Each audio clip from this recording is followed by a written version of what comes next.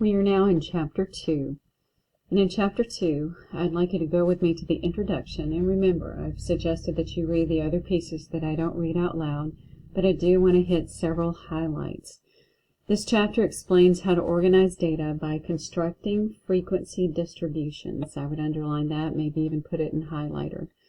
And how to present the data by constructing charts and graphs. The charts and graphs illustrated here are histograms, frequency polygons, ogives, pie graphs, and Pareto, like how I worked that one out, Pareto charts, and time series graphs. Now this is the chapter it's talking about.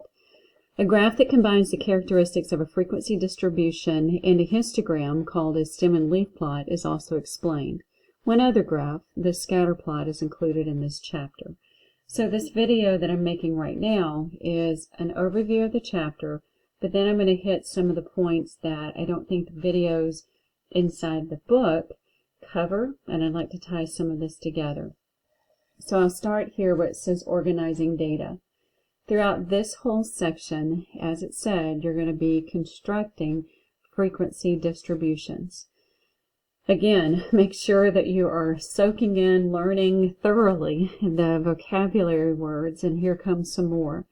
So when data are in original form, they are called raw data. And when you look at this number list here, it's like, wow, that's a bunch of numbers. And it doesn't tell us a whole lot. We can't describe it very well. And so we start doing things to it to manipulate it, not to change it, but to reveal characteristics about it. So since little information can be attained by just looking at this, the researcher organizes the data into what we call a frequency distribution. I would underline, highlight, put sticky notes, etc. on frequency distribution. Highlight that word frequency. It is the organization of raw data in, and I would highlight and underline this. I'll go ahead and do it with you. Frequency table. And we're going to use something called classes and frequencies. Each raw data value is placed into a quantitative or qualitative category called a class. The frequency of a class is then the number of data values contained in a specific class. A frequency distribution is shown in the preceding data set. I want to share with you that I'm saying a lot, I'm underlining a lot, I'm highlighting a lot. I need you to start and stop this video as often as it takes for this information to soak in, because you will need to reproduce one of these on the test, as well as in the homework. It needs to make sense to you, not just doing numbers to do numbers. And I know several of you may go on to graduate school. Some of you may go on to nursing programs that require additional statistics courses. So you don't want to shortchange yourself. You really want to get a good knowledge and a good foundation of our Intro to Statistics course. So here is a table. I want you to notice there are words called class limits, tally, and frequency. The two types of frequency distributions that are most often used are the categorical frequency, categories, kind of make the words make sense, and then a grouped frequency distribution. You're going to watch a video next where the author is going to talk to you about this categorical frequency distribution.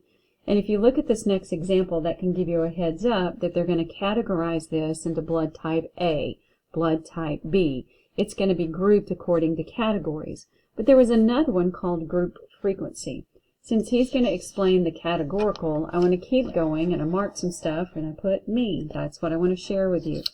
So what I want to share with you on this part is he's going to do a great job explaining all of this information, but then he never talks about how do you get these percentages, or what do the pieces and parts mean, and I think they're important to talk about.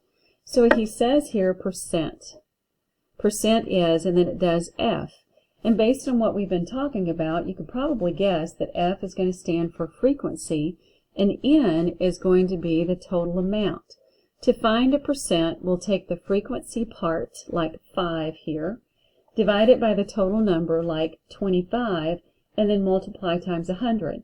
I'll go ahead and play with that one for this first one. It says the frequency is 5. And so the formula says, and you need to memorize this formula. There are going to be lots of formulas that you get to use a formula card on, but not yet. So I'm going to take the frequency of 5, divide it by 25, and I like to hit equals a whole bunch to keep my calculator doing what I want it to do. And then it says multiply by 100. And when I do, I get 20, and it's actually 20%. So he didn't show you that in the videos. I wanted to make sure that we went through, oh, that's how they got the percent. And I need to pay particular attention to this formula.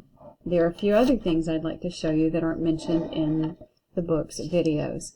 Down here at the bottom, when you're looking at how do I find this grouped frequency distribution, one thing that isn't explained is how do you find a class midpoint. And you will see all sorts of information and put it all together, and like when you're looking here, you'll have this thing called a class limit, a class boundary, and you've seen the tallies and frequencies, and you'll see those more in the videos.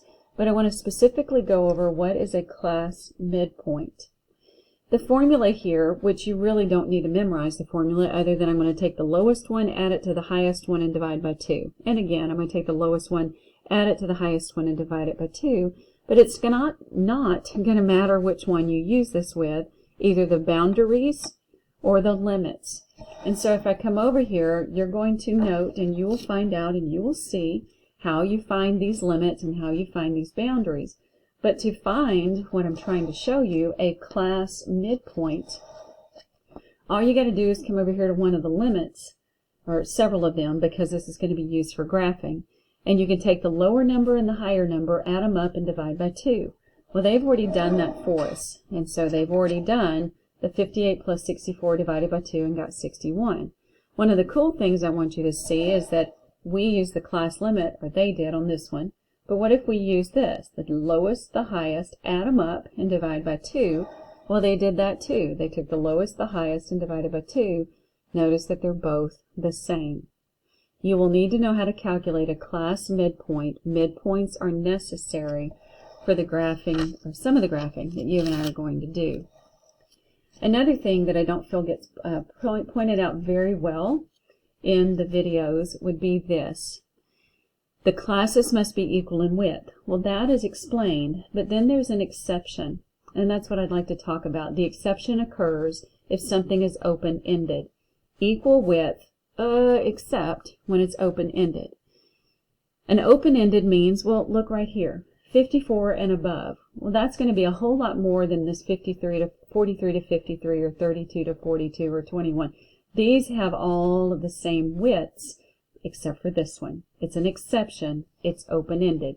It is from here to as far up as it goes. It can also happen early in the table, like anything below 110.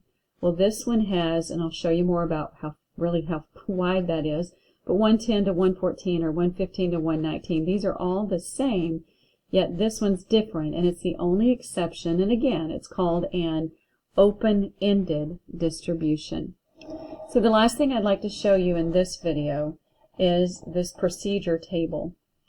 The procedure table puts it all together, and I've been talking to you about putting these on index cards, and it would be great to even put this whole thing on an index card.